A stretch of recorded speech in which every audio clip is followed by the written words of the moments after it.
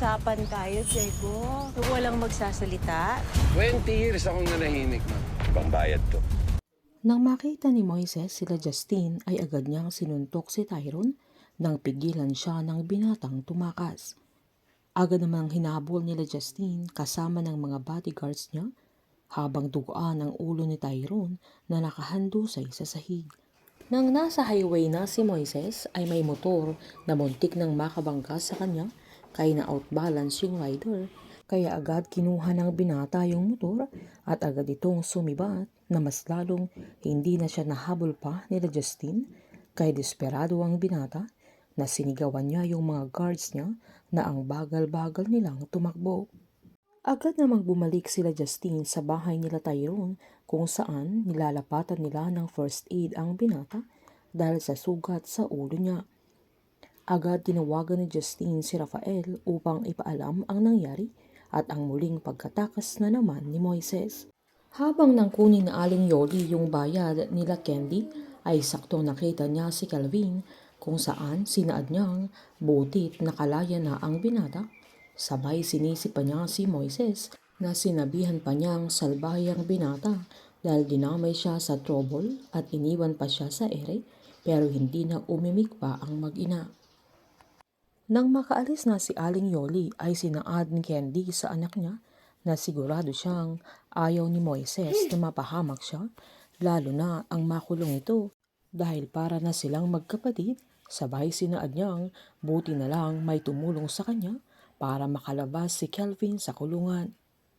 Naghanap naman si Moises ng isang liblib na lugar para hindi siya masundan agad nila Justine at ang mga pulis. Nagulat naman si Mercedes nang ipasa ni Diego sa kanya yung video at larawan nila Mangistong at Grace. Habang pinagmamasdan naman ni Diego ang mga larawan ay masaya ito dahil siguradong magkakapera na naman siya at naalala niya yung gabing iniwan niya si Moises sa bangka at kitang-kita niya na sila Mangistong at Grace ang kumuha sa bata na binilin pa ng matanda na dalhin ni Grace sa presinto pero hindi siya pumayag na sakto namang tinawagan na siya ni Mercedes.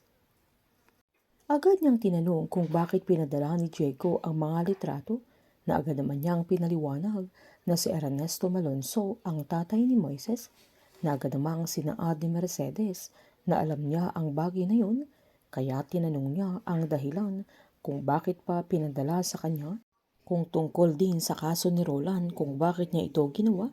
Sabay sinumbat pa niyang tumutulong na din ba si Diego kila Melanie nang akala niya ay wala siyang pakialam kay Roland dahil anak ni Nadia sa labas ang binata na gusto na rin ba niyang linisin ang pangalan ng binata. Giniit naman ni Diego na nagtratrabaho na siya kay Jaime noong nakilala ni Mercedes si Roland at wala siyang pakialam sa kanya. Sabay sinaad niyang tungkol yun kay Mangistong na kinikilalang tatay ni Moises na agad namang tinanong ni Mercedes kung papaano niya nalaman na ampon si Moises. Pinaliwanag ni Diego na iniwan niya kay Mangistong yung sanggol at nalaman din niya kay Melanie na ampon si Moises at kapag 1+1 nila ay si Moises ang anak ni Rafael kaya natulala si Mercedes at hindi na makapagsalita. Magsisimula na ang kalbaryo sa buhay ni Mercedes dahil pera ang katapat ni Diego. Habang magpaparamdam naman na si Diego kay Rafael. Painit ng painit ang mga tagpo, sabay-sabay po nating subaybayan ang advance episode ng Pamilya Sagrado dito lamang po sa aking channel. Patuloy lamang pong manood at mag-subscribe para ma-update po kayo sa mga susunod na episode. Marami pong salamat.